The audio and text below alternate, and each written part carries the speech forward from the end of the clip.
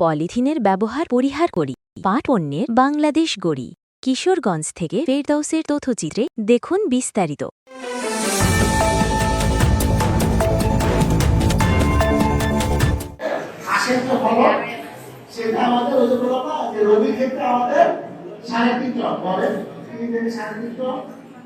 উন্নত প্রযুক্তি নির্ভর পাট ও পাট বীজ উৎপাদন এবং সম্প্রসারণ প্রকল্পের আওতায় কিশোরগঞ্জ জেলার কুলিয়ারচর উপজেলায় বুধবার দিনব্যাপী পাট চাষী প্রশিক্ষণ কর্মসূচি অনুষ্ঠিত হয়েছে।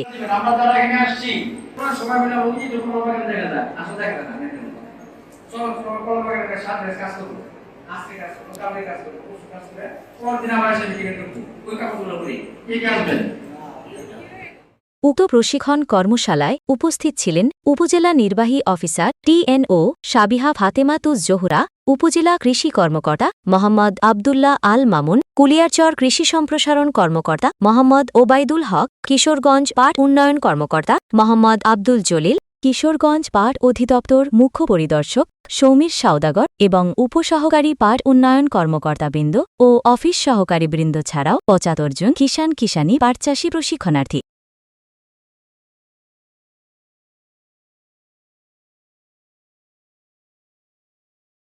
প্রশিক্ষণ কর্মসূচিতে চাষিদের পাট চাষ ও বীজ উৎপাদন বিষয়ে সচেতনতা ও দক্ষতা বৃদ্ধির লক্ষ্যে বিভিন্ন টেকনিকের বিষয়ে আলোচনা করা হয়।